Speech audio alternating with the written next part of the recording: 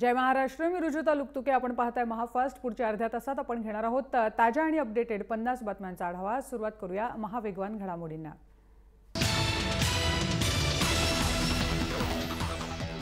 वरून कीर्तन आणि आतून तमाशा करणाऱ्या अमरावतीमधल्या वासनंद मुरलीधर महाराजांच्या रासलीलांच्या व्हिडिओनं महाराष्ट्रात खळबळ उडाली आहे. आश्रमातील 4 महिलांची अश्लील चाळे करताना अचलपूर तालुक्यातील एलकीपूर्णा गावातील मुरलीधर महाराज सीसीटीव्हीमध्ये कैद झालाय. एका सामाजिक कार्यकर्त्यानं सीसीटीव्हीच्या माध्यमातून या भोंदू महाराजाचा खरा चेहरा उघड केलाय.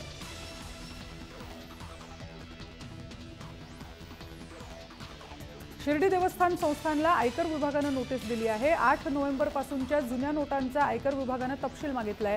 दानात मिळालेल्या जुन्या नोटांचा तपशील मागण्यात आला आहे.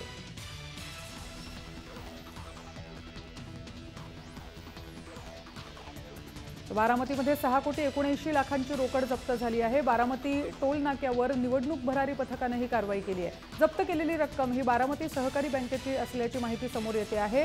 जप्त करण्यात आलेल्या नोटा जुन्या नोटा आहेत.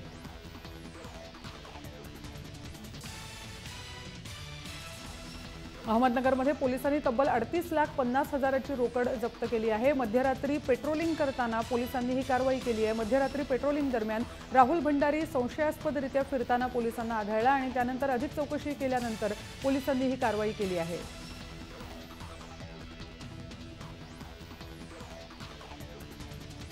पुढच्या वर्षी होणाऱ्या मुंबई महानगरपालिका निवडणुकीच्या पार्श्वभूमीवर भाजपने शिवसेनेला जोरदार धक्का दिलाय. शिवसेनेचे माजी आमदार सुरेश गंभीर आणि बेस्ट समितीचे सदस्य सुनील गणाचार्य यांनी भाजपमध्ये प्रवेश केलाय. विशेष म्हणजे भाजपचे मुंबई अध्यक्ष आशिष शेलार यांच्या उपस्थितीत गंभीर आणि गणाचार्य यांनी प्रवेश केल्यामुळे शिवसेनेत प्रचंड नाराजी आहे.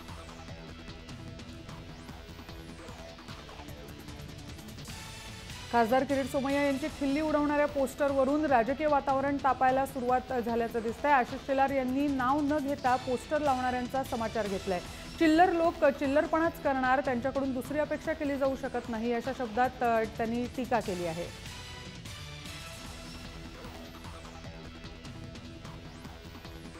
न्यायालयाचं कामकाज सुरू होण्याआधी न्यायालयात राष्ट्रगीत वाजवणं बंधनकारक आहे अशी मागणी करणारी याचिका सर्वोच्च न्यायालयानं फेटाळून लावली आहे. राष्ट्रगीताबद्दल आम्ही नुकत्याच दिलेल्या आदेशाचं निमित्त करून फार सैलावण्याची गरज नाही असंही न्यायालयानं यावेळी स्पष्ट केलं.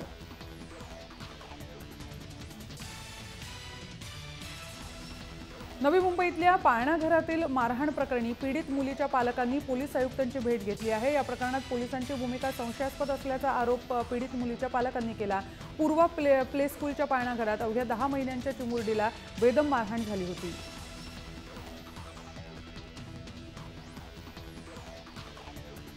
नाताळ आणि 31 डिसेंबरच्या पार्श्वभूमीवर उत्पादन शुल्क विभागानं बनावट दारू साठा करणाऱ्यांवर कडक कारवाई करायला सुरुवात केली आहे. मुंबईत 14 लाखांचा बनावट दारूचा साठा जप्त करण्यात आला आहे. 25 डिसेंबर ते 31 डिसेंबर या काळात राज्यातील मुख्य शहरांमध्ये विकण्यासाठी ही दारू आणली असल्याची माहिती उत्पादन शुल्क विभागानं दिली आहे.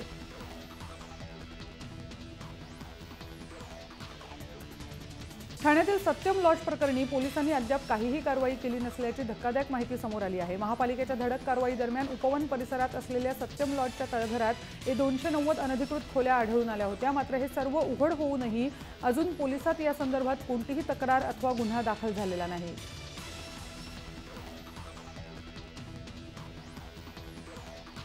भारतरत्न डॉक्टर बाबासाहेब आंबेडकरांचं भव्य स्मारक ज्या ठिकाणी बांधण्यात येणार आहे त्या इंदू मिलच्या पाडकामाला सुरुवात झाली आहे. साधारण 2 ते 3 महिन्यांचा कालावधी या पाडकामाला लागेल अशी माहिती MMRDAच्या अधिकाऱ्यांनी दिली आहे.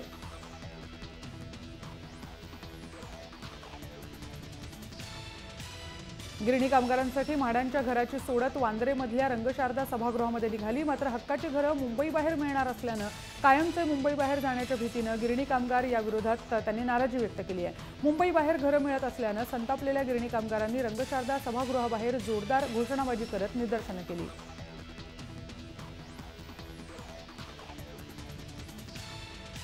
काहेदिया परदेसमधल्या गौरीला घर नाकारण्यात आलंय. अभिनेत्री असल्याचं कारण देत गौरी म्हणजेच सायली संजीवला घर द्यायला नकार देण्यात आलाय.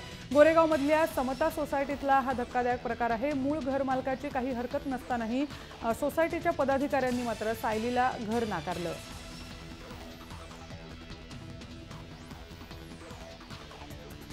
गोवंडीमध्ये नवजात बाळाच्या मृत्यू प्रकरणी जीवनज्योत हॉस्पिटलच्या डॉक्टर शीतल कामत यांना दोषी ठरवण्यात आलंय। जुन्या नोटा न स्वीकारल्यानं नवजात बाळाचा मृत्यू झाला होता। सरकारकडून नेमण्यात आलेल्या चौकशी समितीच्या अहवालात ही बाब स्पष्ट झाली आहे। बाळाच्या कुटुंबाची विनंती डॉक्टरांनी ऐकली नसल्याचा ठपका समितीने ठेवला आहे।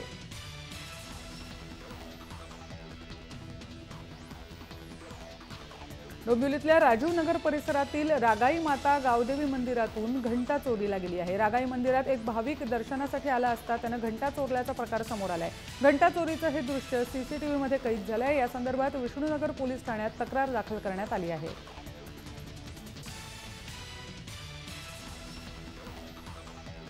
बोरिवलीतल्या मागाठाणेमध्ये पेट्रोल पंपाजवळ बाईकला लागलेली आग अखेर आटोक्यात आली। ही आग वेळीच आटोक्यात आल्यानं मोठा अनर्थ टळला। मात्र या आगीत 5 जण जखमी झाले असून 2 जण गंभीर जखमी आहेत। अग्निशमन दलाच्या गाड्यांनी घटनास्थळी पोहोचून आगीवर नियंत्रण मिळवलं।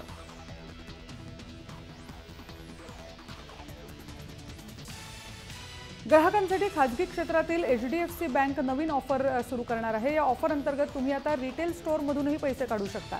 नोटा रद्द झाल्याच्या नंतर बँका आणि ATM बाहेर ग्राहकांच्या लांबच लांब रांगा लागत आहेत। ग्राहकांना HDFCने स्वाईप मशीनच्या धर्तीवर रिटेल दुकानातून पैसे काढण्याची सुविधा उपलब्ध करून दिली आहे।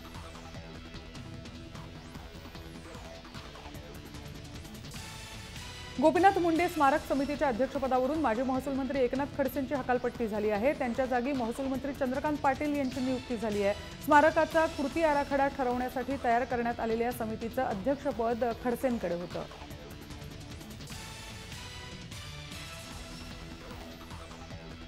राहुल गांधी यांनी काँग्रेस संसदीय सदस्यांच्या बैठकीत नरेंद्र मोदी यांच्यावर निशाणा साधलाय। देशातील जनतेला एकीकडे अडचणींचा सामना करावा लागतोय, पण नरेंद्र मोदींना फक्त TRPच्या राजकारणातच रस आहे अशी टीका राहुल गांधींनी केली आहे। तर अकार्यक्षम पंतप्रधानांमुळे देशाचं मोठं नुकसान होत असल्याचा गंभीर आरोपही त्यांनी केला आहे।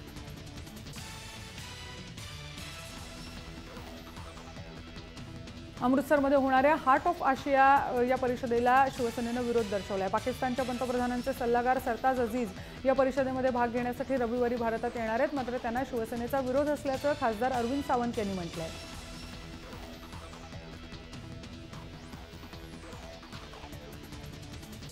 श्रीरामपूर नगरपालिकेत काँग्रेसला मोठा धक्का बसलाय। काँग्रेसच्या निवडून आलेल्या 22 नगरसेवकांपैकी 8 जण फुटले आहेत। काँग्रेसच्या 8 नगरसेवकांनी वेगळी गट नोंदणी केली आहे। काँग्रेसचा फुटलेला गट शहराच्या विकासासाठी समर्थन देणार आहे। काँग्रेसचे जिल्हाध्यक्ष जयंत ससाणे यांच्या पत्नीचा निवडणुकीत पराभव झाला होता, त्यामुळे जयंत ससाणे यांना हा मोठा धक्का मानला जातो आहे।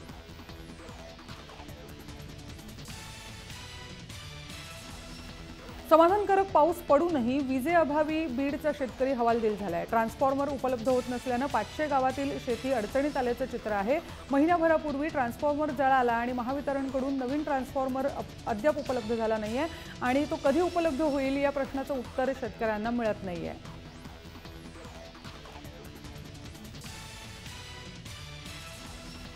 दरम्यान बीड जिल्ह्यातल्या शेतकऱ्यांना महावितरणला 50 लाखाच्या नुकसान भरपाईची नोटीस पाठवली आहे। पाली गावातील केशव चालक यांनी 2 महिन्यांपासून विद्युत पुरवठा खंडित झाल्यानं संपूर्ण पीक वाया गेल्याचा आरोप केला आहे। इथले 4 ट्रान्सफॉर्मर नादुरुस्त झाल्यानं शेतकऱ्यांचं मोठ्या प्रमाणात नुकसान झालंय।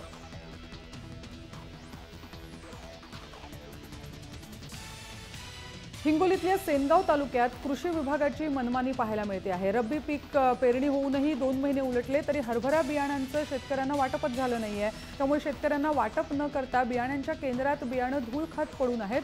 बियाणं वाटप न केल्यामुळे शेतकरी हवालदिल झालाय।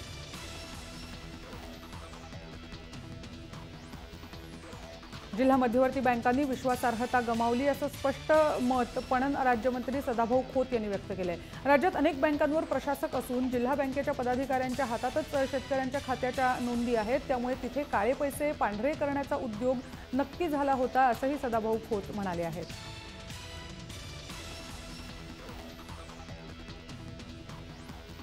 मंदिरात दान स्वरूपात दिल्या जाणाऱ्या सोन्यावर सरकार निर्बंध का आणत नाही असा सवाल पिंपरी चिंचवडमधले गोल्डमॅन राहुल सस्ते यांनी विचारला आहे। अंगावर 3 किलो सोन्याचे दागिने मिरवणारे राहुल यांनी नुकताच मुख्यमंत्र्यांच्या उपस्थितीत भाजपमध्ये प्रवेश केलाय आणि प्रभाग क्रमांक 8 मधून महानगरपालिकेची निवडणूक ते लढवणार आहेत।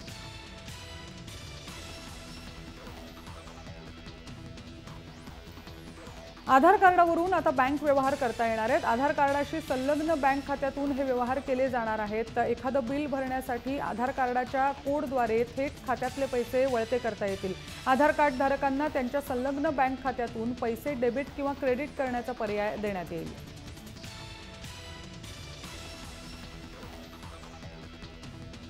दरम्यान 5 मराठा रेजिमेंट इन्फंट्रीचे जवान संभाजी कदम यांना अखेरचा निरोप आज देण्यात आला। त्यांच्या पार्थिवावर लोहा तालुक्यातल्या जानापुरीमध्ये लष्करी इतमामात अंत्यसंस्कार करण्यात आले।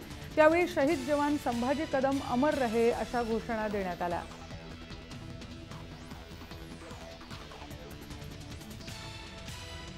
टोलमुक्तीचा आज शेवटचा दिवस आहे, त्यामुळे आज मध्यरात्रीपासून राज्यभरात सह देशभरात राष्ट्रीय महामार्गांवर पुन्हा टोल भरावा लागणार आहे। टोल भरण्यासाठी नव्या नोटाच द्याव्या लागणार आहेत। दरम्यान नोटाबंदीच्या निर्णयानंतर राज्य सरकारने 5 वेळा टोल माफी जाहीर केली आहे।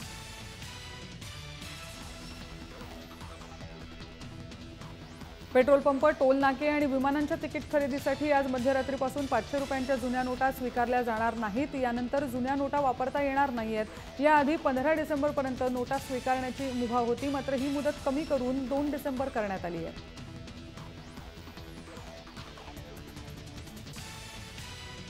बंगळुरूमध्ये तब्बल 5 कोटी रुपये जप्त करण्यात आले आहेत। आयकर विभागाने छापे टाकून ही कारवाई केली आहे। यात 4,70,00,000च्या नव्या नोटा जप्त करण्यात आल्या आहेत। या प्रकरणी बंगळुरूमधून दोघांना अटक झाली आहे। दरम्यान आयकर विभागाने चौकशी सुरू केली आहे।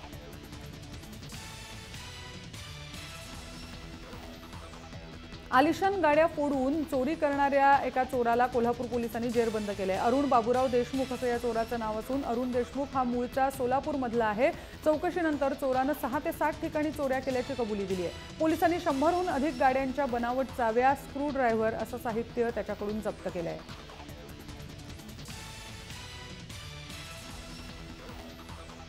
शिर्डीत नेवासा तालुक्यात तहसीलदारासह महसूल कर्मचाऱ्यावर वाळू माफियांनी हल्ला केला। वाळू माफियांनी तहसीलदार आणि महसूल कर्मचाऱ्यांच्या अंगावर डंपर घालण्याचा प्रयत्न केला। दरम्यान या प्रकरणी सोनई पोलीस ठाण्यात गुन्हा दाखल करण्यात आला आहे।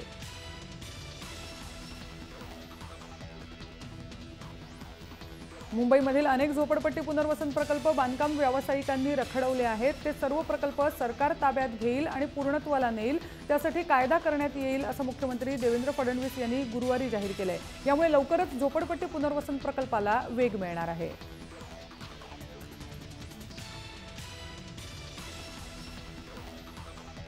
चलन कल्लोळामुळे मुंबईच्या बाजारात फुलांची आवक कमालीची रोडावल्याचं चित्र आहे। गेल्या काही दिवसांपासून पुरेसे चलन उपलब्ध नसल्यामुळे भाव पडले आहेत आणि शेतकरी आणि व्यापारी दोन्ही घटक गेल्या काही दिवसांपासून चिंताग्रस्त होते।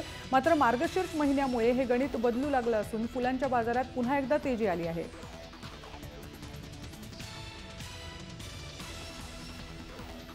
शिवाजी पार्क शांतता क्षेत्रात मोडत असतानाही या मैदानात अनेक कार्यक्रम होतात। कार्यक्रमादरम्यान मोठ्या प्रमाणावर कचरा जमा होत असल्याने उच्च न्यायालयाने शिवाजी पार्क डंपिंग ग्राउंड होत आहे असा शेरा मारला। मात्र यापुढे शिवाजी पार्क शांतता क्षेत्र आहे, हे शांतता क्षेत्रच राहील असं म्हणत उच्च न्यायालयाने शिवाजी पार्क जिमखान्याने आयोजित केलेल्या कार्यक्रमाला परवानगी न देण्याचे संकेत दिले आहेत।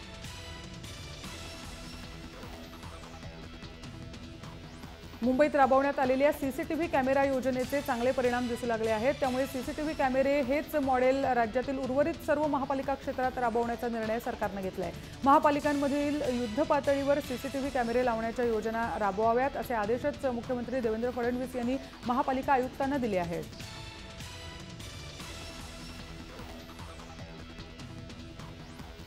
रेल्वे पाठोपाठ बेस्टनेही डिजिटल प्रणालीच्या दिशेने पाऊल टाकलंय। 10 डिसेंबरपासून मुंबईकरांना मोबाईल तिकिटांसाठी ॲप आणि बेस्ट वीज देयकांचा भरणा करण्यासाठी ऑनलाईनचा पर्याय उपलब्ध केलाय। यामुळे बेस्टच्या प्रवासी आणि ग्राहकांना कॅशलेस व्यवहार करता येतील।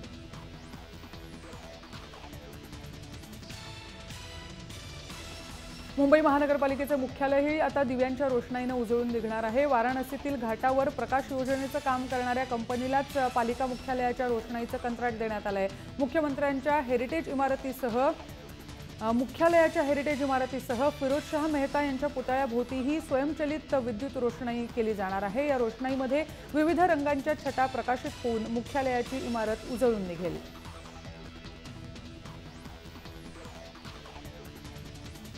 बंगालच्या उपसागरात निर्माण झालेलं नादा चक्रीवादळ अरबी समुद्राकडे सरकण्याची चिन्ह आहेत। यामुळे पालघरसह संपूर्ण कोकण किनारपट्टीला धोका निर्माण झालाय। यामुळे मच्छीमारांनी मासेमारीसाठी समुद्रात जाऊ नये अशा सूचना हवामान विभागानं मच्छीमारांना केल्या आहेत।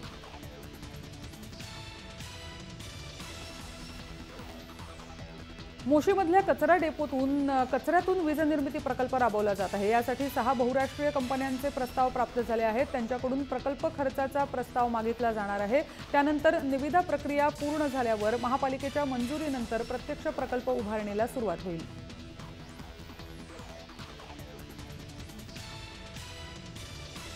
पिंपरी चिंचवड शहरात काही अंशी नदी प्रदूषण, वायू प्रदूषण, ध्वनी प्रदूषण आणि लाईट प्रदूषणात वाढ झाली आहे। या पार्श्वभूमीवर गेल्या काही वर्षांपासून शहरातील काही कंपन्यांमार्फत प्रदूषण नियंत्रणासाठी प्रयत्न केले जात आहेत।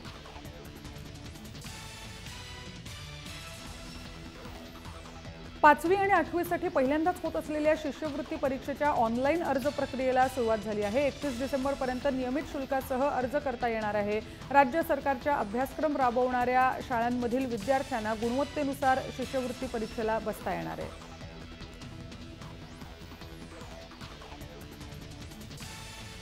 औद्योगिक प्रशिक्षण संस्था म्हणून ओळख असलेल्या कोल्हापूर ITIच्या विकासाकरिता भरघोस निधी देण्याची घोषणा पालकमंत्री चंद्रकांत पाटील यांनी केली आहे। अमृत महोत्सवी वाटचाल यशस्वी पूर्ण करणाऱ्या या संस्थेच्या भविष्यातील विकासासाठी सर्वतोपरी सहकार्याची ग्वाही चंद्रकांत पाटील यांनी दिली आहे।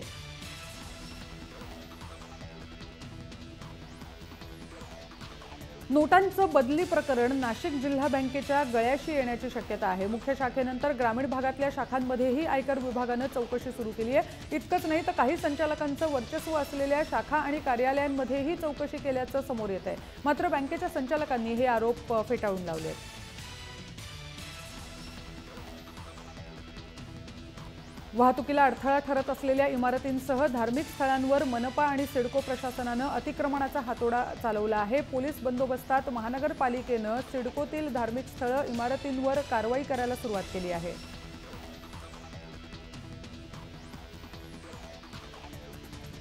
महापालिकेने तयार केलेल्या स्मार्ट नाशिक ॲपच्या माध्यमातून आता लवकरच नागरिकांना आपापल्या प्रभागात येणाऱ्या घंटागाडीचा अलर्ट मिळेल आणि यामुळे पुढच्या काळात घंटागाडीसाठी प्रतीक्षा करण्याची शक्यता फारच कमी राहणार आहे। नव्या वर्षात ही सुविधा नाशिककरांच्या सेवेत दाखल होईल।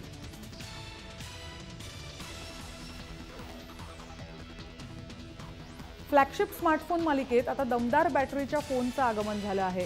याओ कंपनीनं त्यांचा नवीन 6000+ हा स्मार्टफोन लॉन्च केला आहे। 10,900 mAhच्या बॅटरीसह हा फोन लॉन्च झाला आहे। हा फोन JD.com वर लिस्ट केला गेला आहे। ड्युअल सिमचा हा अँड्रॉइड फोन 4G LEDला सपोर्ट करतो।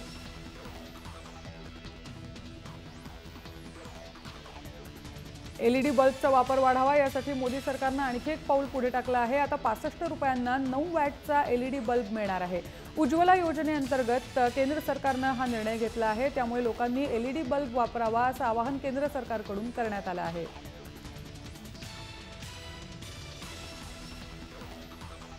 नोटबंदीच्या निर्णयानंतर पेटीएम हे आता सर्वसामान्यांना चांगलंच परिचित झालंय। मोबाईल वॉलेट सर्व्हिस या नावानं बाजारपेठेत जगभर यश संपादन केलेली पेटीएम ही एक आघाडीची कंपनी आहे। नोटबंदीपूर्वी कुणालाही फारशी माहिती नसलेल्या पेटीएमला सध्या मात्र सोन्याचे दिवस आले आहेत।